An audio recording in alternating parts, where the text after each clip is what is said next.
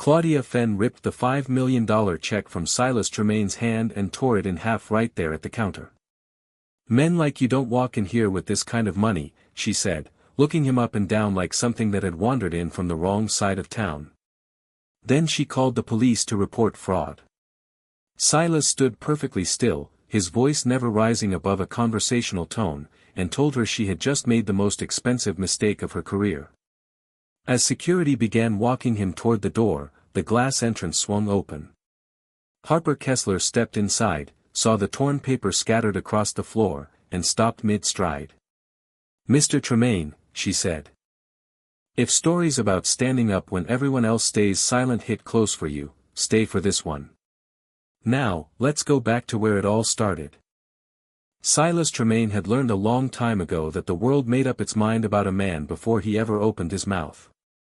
He was 38 years old, and for the last 6 years he had been raising his daughter alone in a small house on the edge of Wilmington, North Carolina, a quiet town where nobody looked twice at his old sedan or the jacket he had owned since before Elise was born. His wife had left them both for another man's life in another city, and Silas had simply kept going, because there was no other option that made sense to him. That morning, the kitchen smelled like butter and maple syrup. Elise sat on the stool beside the counter, swinging her legs while Silas flipped pancakes. They had a routine. He cooked, she talked. Today she was telling him about a book she had been reading about treehouses and whether the two of them could build one in the backyard come summer. Silas told her he thought that was entirely possible. Elise smiled, the kind of open, unguarded smile only a 7-year-old can manage when she believes something good is just around the corner.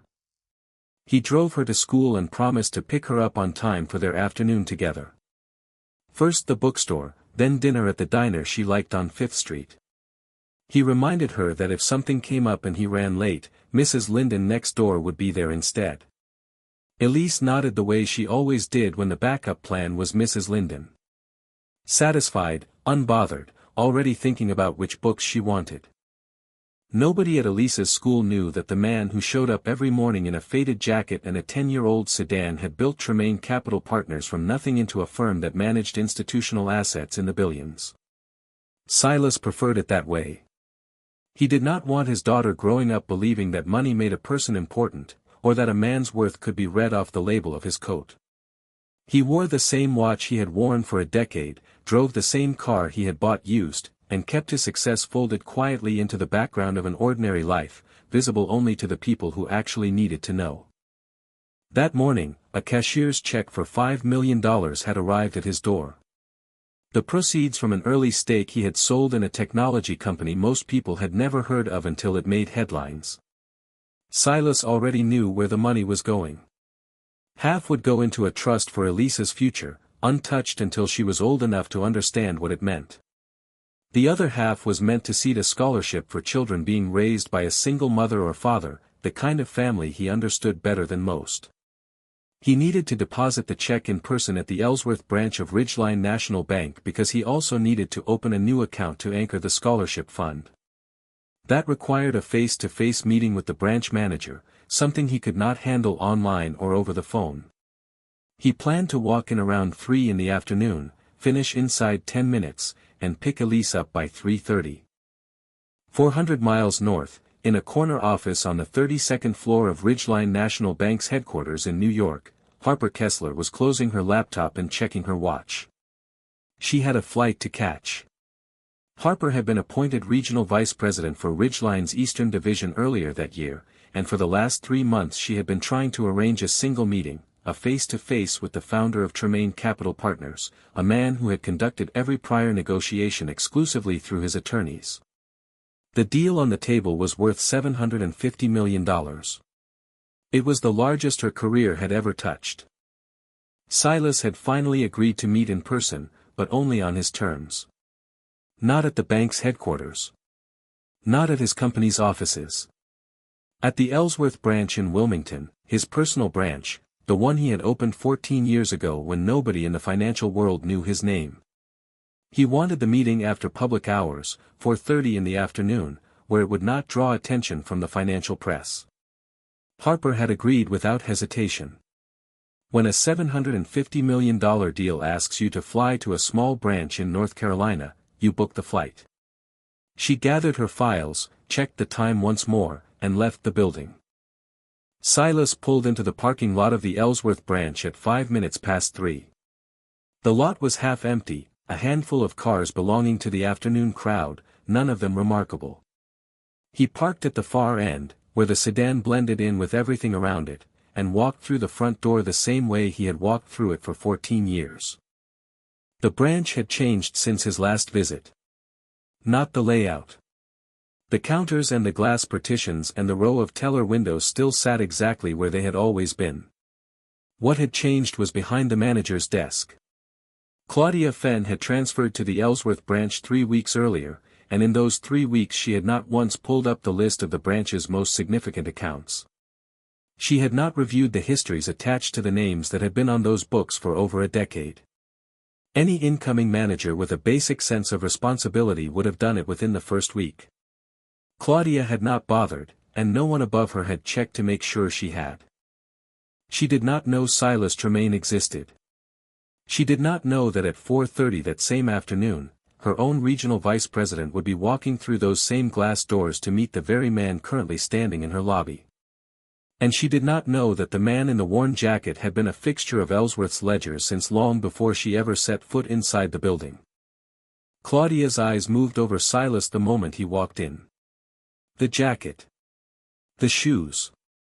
The sedan out front. Other customers in pressed shirts were greeted before they even reached the counter. Silas stood waiting.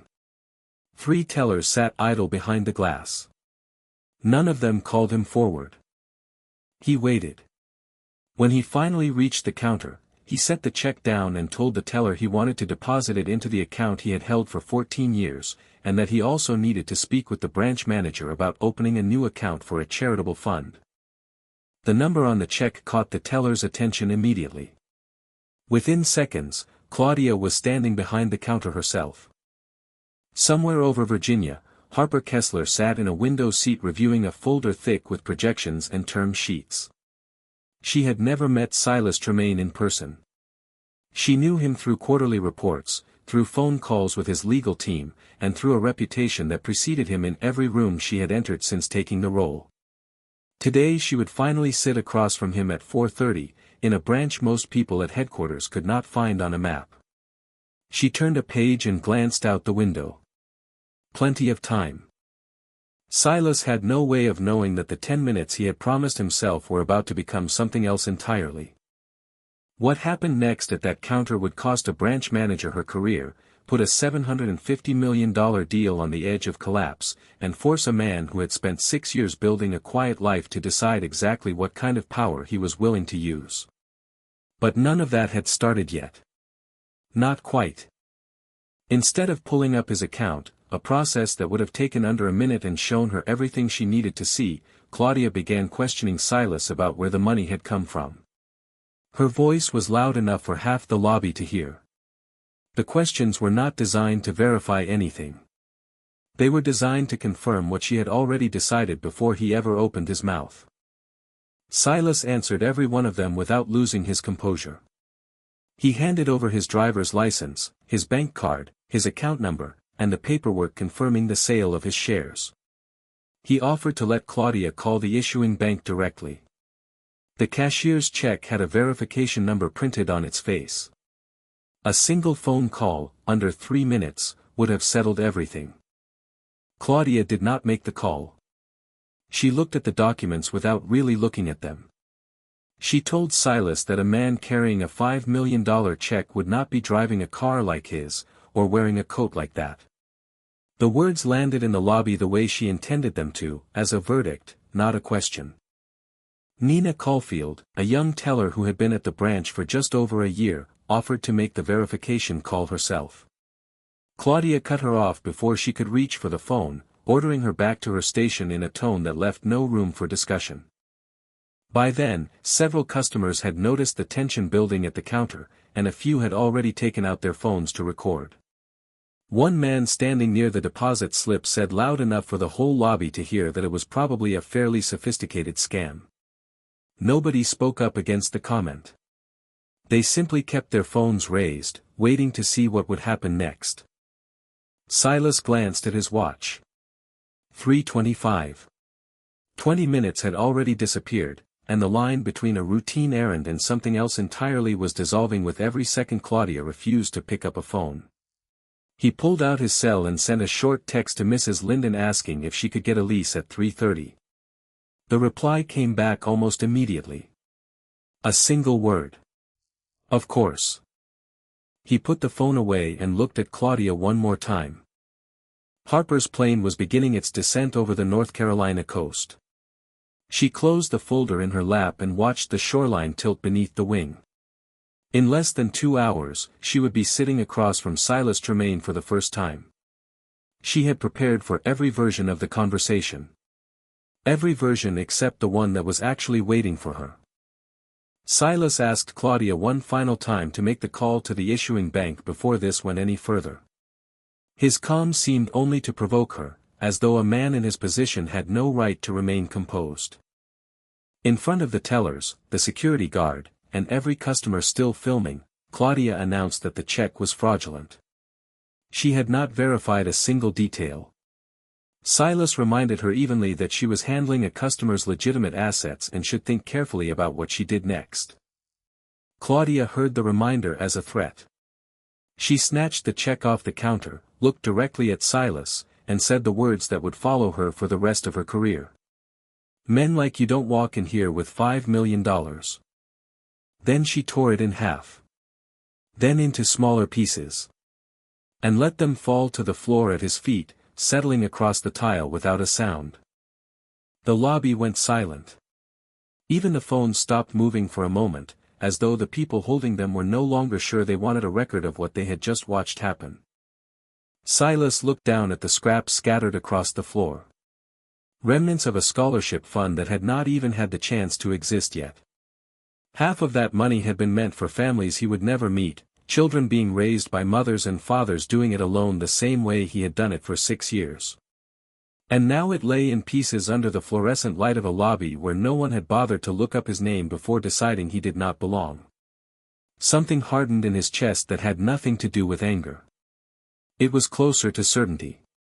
Somewhere in the last 20 minutes, this had stopped being about $5 million and started being about every assumption a room full of strangers had made about him before he ever said a word. He looked at Claudia, his voice no higher than it had been since the moment he walked in. "You just made the most expensive mistake of your career." Claudia called the police.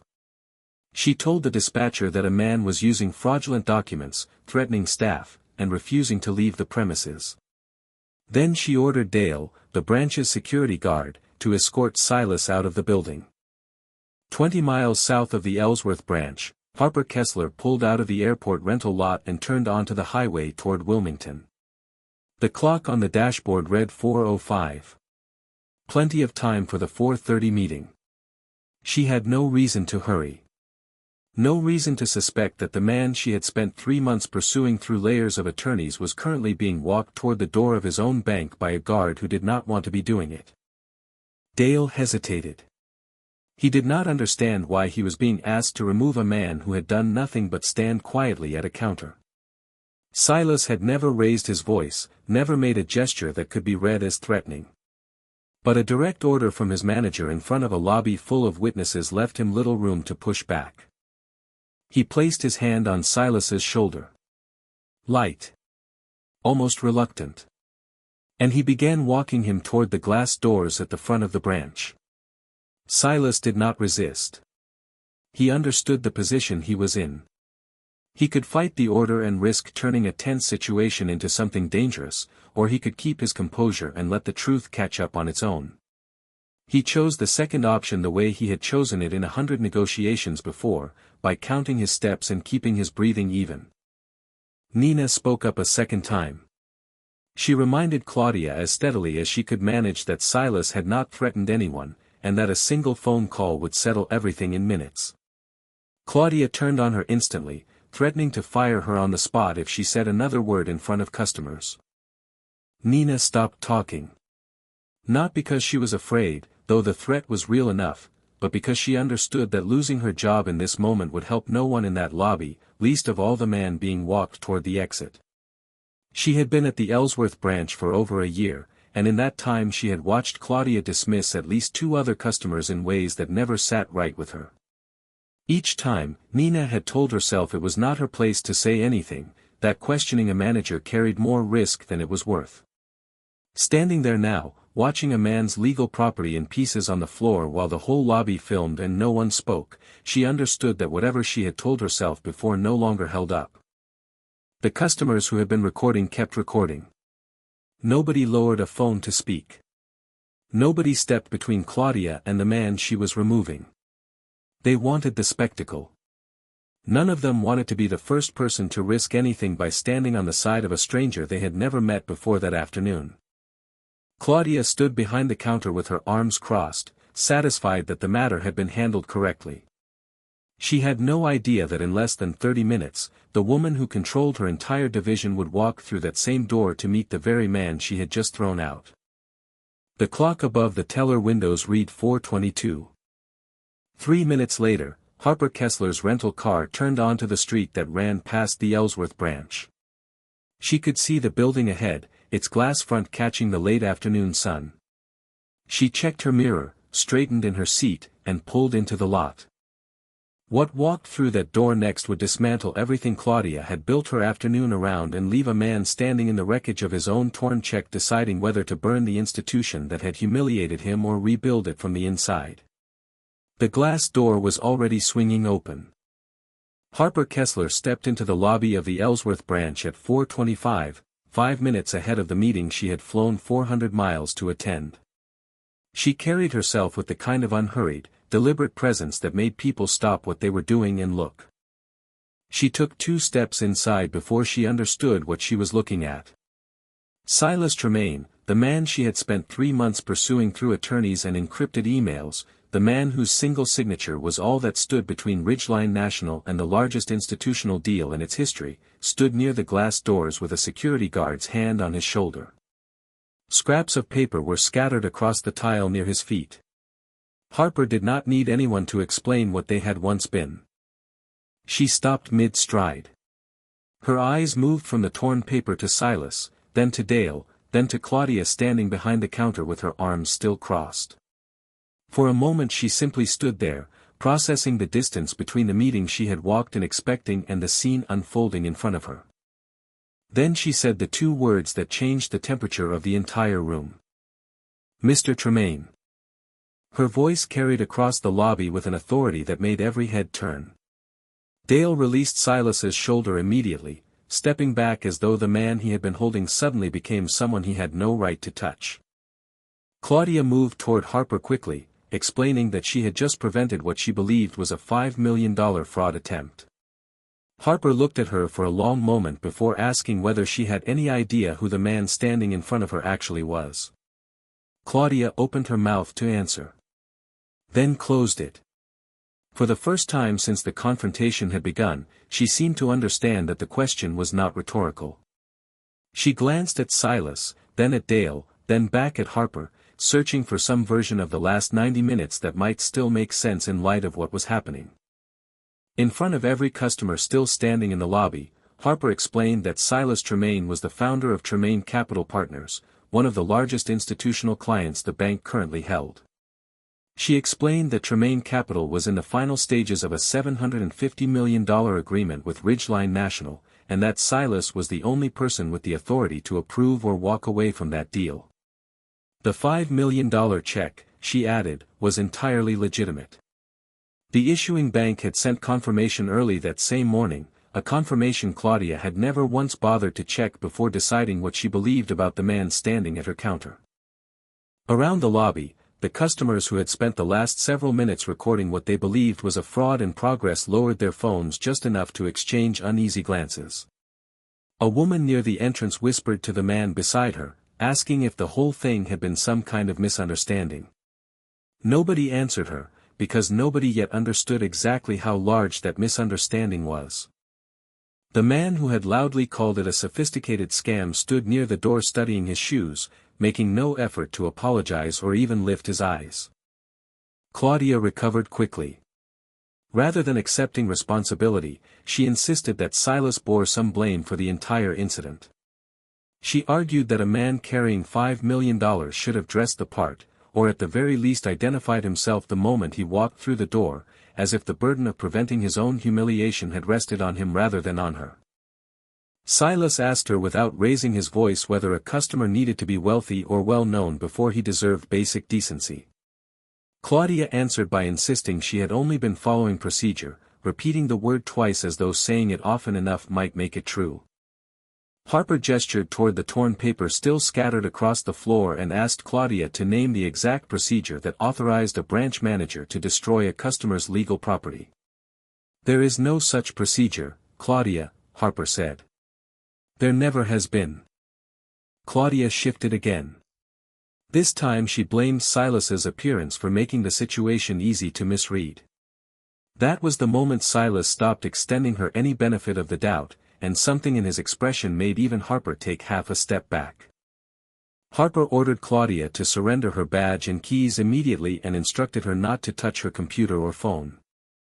Every file and every note at her station would be preserved for an internal investigation. Claudia asked to have the conversation privately, in an office behind closed doors. Harper refused. She told her that she had humiliated a customer in public, and she would answer for it in front of the same people who had watched it happen. While the lobby's attention remained fixed on Harper and Silas, Claudia slipped behind her terminal and tried to delete an internal note she had attached to Silas's account only minutes earlier, one that described him as a threatening customer with a high risk of fraud. Her fingers moved quickly across the keyboard, as though she believed the damage could still be undone if she acted fast enough. Nina noticed the movement from across the room. She crossed the lobby before Claudia could finish, placed her hand firmly over the keyboard, and stopped the deletion mid-keystroke. She told Claudia plainly that the note needed to stay exactly where it was. Then she turned to Harper and informed her that the branch's security cameras had recorded the entire incident from multiple angles, including the moment Claudia had torn the check apart. Claudia's face went pale at the mention of the cameras, as though she had forgotten entirely that every second of the confrontation had been captured from the moment Silas walked through the door. Harper dealt with Dale separately.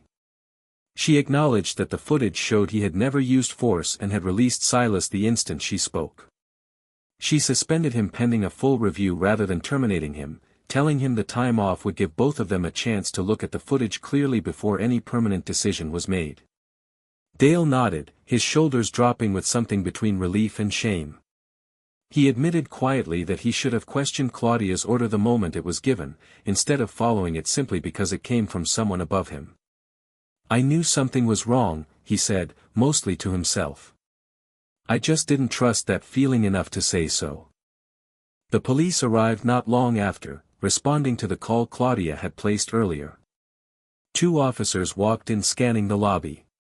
Harper explained that the initial report had been false, but the officers still had to file an incident report since the call had already been logged.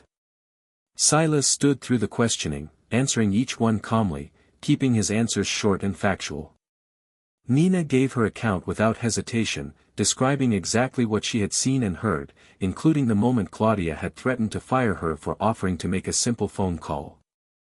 Several customers who had recorded the confrontation came forward as well, handing over their footage. A few of them apologized to Silas directly while they waited, admitting they should have said something the moment the questioning started instead of only reaching for their phones. One 10-second clip, showing Claudia tearing the check and letting the pieces fall at Silas's feet, ended up online before the police had finished taking statements inside the branch. By the time Silas finally left the Ellsworth branch that evening, the video already had thousands of views, a number that would multiply many times over before the night was through. Within hours, the clip had spread far beyond Wilmington, reaching national attention almost overnight. News vans appeared outside the branch before the sun had even set, and reporters stood outside the same glass doors Silas had been walked toward less than a day earlier. Reporters quickly discovered that Silas was a single father who had raised his daughter alone for 6 years, and that the $5 million torn apart on the lobby floor was meant to seed a scholarship fund for children raised by single parents. Neighbors described him as a quiet, private man who had never once mentioned the size of his company to anyone in town. The contrast between what the money was meant to do and how its owner had been treated deepened the outrage with every new share and every new headline. Ridgeline National stock began sliding as the video circulated. The board convened an emergency session that same evening, putting pressure on Harper to do whatever was necessary to keep Silas from walking away from the $750 million deal. Calls came in from board members who had never once asked about a single branch manager before that afternoon, all of them suddenly desperate to know how quickly the situation could be contained. Harper answered every call the same way. The only path forward was full accountability, whether or not that was the answer any of them wanted to hear. More than one executive suggested quietly settling with Silas before the story grew any larger. Harper refused each time, telling them plainly that Silas Tremaine did not strike her as a man who could be bought into silence, and that trying would likely make things far worse for everyone involved. An internal investigation launched in the following days uncovered a pattern far larger than a single afternoon. Claudia had a documented history of freezing or denying accounts belonging to customers she judged on appearance alone, and previous complaints filed against her had been quietly dismissed by branch leadership at every stop before Ellsworth. Investigators found at least a dozen prior complaints sitting untouched in old files, each one closed without any real review. Employees who had stayed silent about her behavior for years suddenly found themselves being asked why nothing had ever been done. That evening, Silas pulled into his driveway later than he had planned. Mrs. Linden had picked up Elise from school, fed her dinner, and the two of them were reading together on the couch when he walked through the door. He thanked Mrs. Linden, watched her leave with a wave, and sat down beside his daughter. Elise asked why he was late. Silas told her something at the bank had taken longer than expected. She nodded without pressing. She was used to the occasional shift in plans, and Mrs. Linden's company was never a hardship. She told him about her day at school. There was a girl who had brought her lunch in an old plastic bag instead of a lunchbox, and a few of the other kids had made fun of her for it. Elise said she had gone and sat next to the girl and eaten lunch with her. Then she looked up at Silas and asked, with the straightforward directness only a 7-year-old can carry without softening it, "Daddy, why did they think she was different just because of a lunch bag?" Silas put his hand on the top of her head. He did not answer right away. The question had nothing to do with the bank. Elise had no idea what had happened that afternoon. But it landed in his chest with more weight than anything Claudia Fenn had said to him at the counter. He had been cleared because he happened to hold power that most people never would. But thousands of other men and women walked into banks just like that one every single day, without a regional vice president arriving in time to call them sir. He told Elise she had done the right thing sitting with her friend. And that the way people treated others when they thought nobody important was watching was what told you who they really were. Elise nodded slowly, the way she always did when she was thinking about something instead of just hearing it. He held her until she fell asleep on the couch, then carried her to bed. His phone was full of messages from reporters, lawyers, and people who had never once called him before tonight. He let every one of them go to voicemail and sat alone in the kitchen long after the house had gone quiet, staring at the chair where Elise had been sitting, unable to stop thinking about what he might do instead of simply walking away. Elise's question followed him through the night. And it changed everything he was going to do next. The lawyers arrived 3 days later with an offer designed to make the whole thing disappear. Silas listened to every word of it. Then he set down his own terms, and not a single one of them had anything to do with his bank account. The legal team from Ridgeline National showed up at Silas's house on a Thursday morning. 3 attorneys in suits that looked out of place against the modest porch and the sedan in the driveway. They came with an offer already prepared, a personal financial settlement, a public apology from the bank, and the termination of additional employees, all in exchange for one condition. Silas would sign the $750 million agreement as planned and say nothing further about what had happened inside the Ellsworth branch. They laid the paperwork out across his kitchen table, the same table where Elise had asked her question about the lunch bag 3 nights earlier, and walked him through the numbers as though the size of the settlement alone might be enough to close the matter. Silas let them finish before he said a word. He had spent 3 days thinking about his daughter's question, about the silence of a lobby full of people who had chosen to film rather than speak, about Dale's quiet admission that he had known something was wrong and had not trusted himself enough to act on it, and about how many other employees and how many other branches probably carried that same doubt every day without ever being given permission to say it out loud. If the bank walked away from this moment having only fired one manager, nothing underneath would have actually changed. He told the lawyers he would keep the deal on the table. But he refused the personal settlement outright. He had no interest in being paid to stay quiet.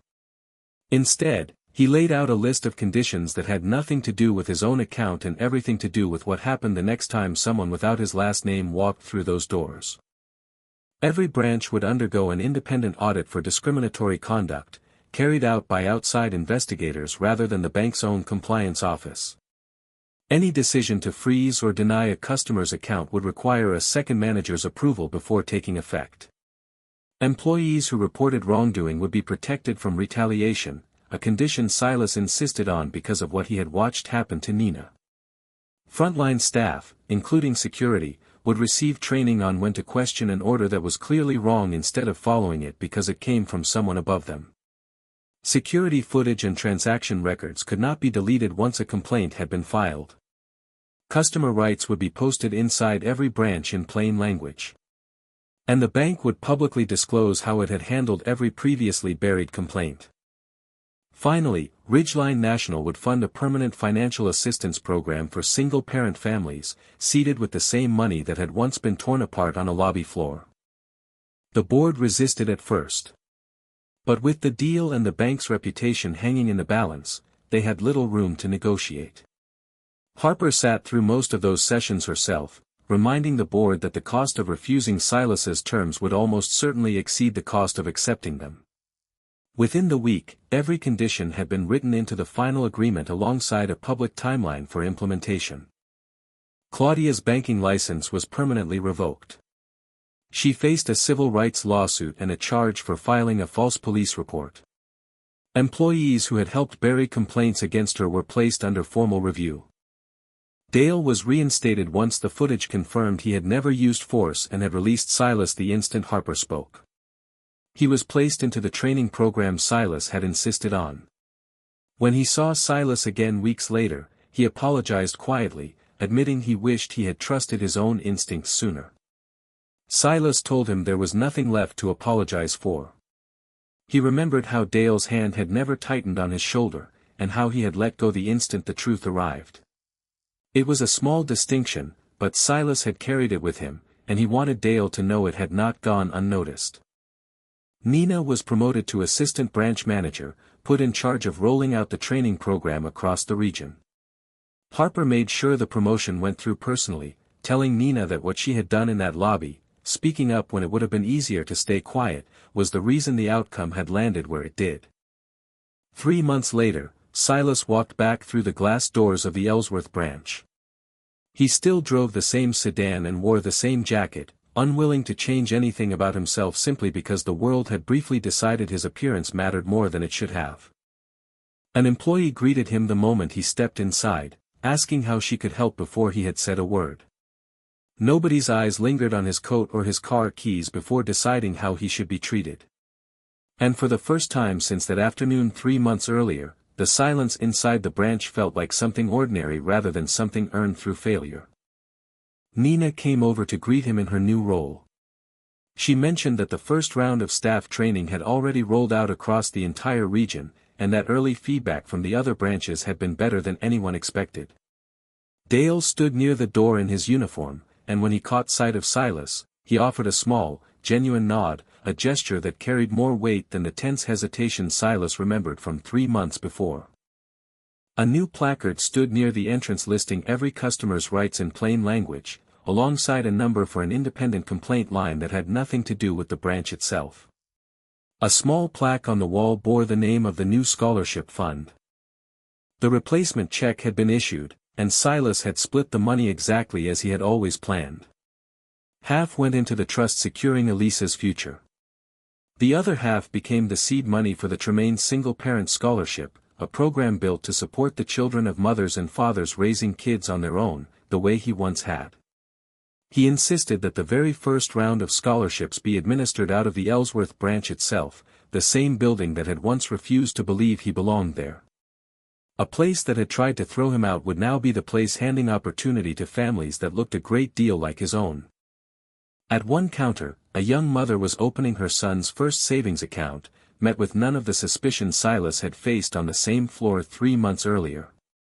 Nobody questioned whether she belonged there. Nobody looked at her car before deciding how to treat her. The customers who had once stood filming with their phones raised never came back to that branch.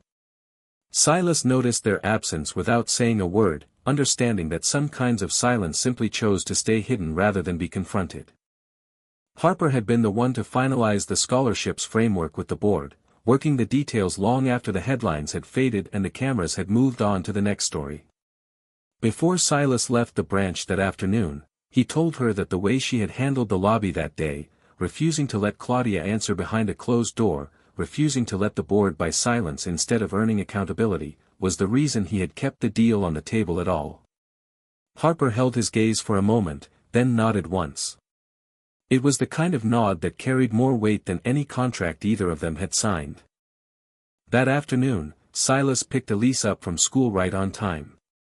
They drove to the bookstore, where she chose 3 books instead of the usual one because he told her today counted as a special day. Then they sat across from each other at the diner on 5th Street, finally completing the plan that had been interrupted 3 months earlier. Elise flipped through her new book, swinging her legs beneath the table, and asked whether they could still build the treehouse this summer.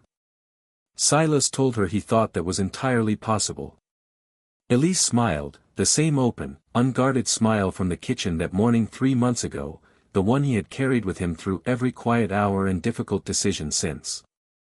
Silas understood, sitting across from his daughter in a booth at a diner where nobody knew his name and nobody cared what he drove, that $5 million had never been what made him matter. What mattered was that he had been handed the power to seek revenge and chose instead to make sure the next person through those doors would be treated like they belonged there from the start.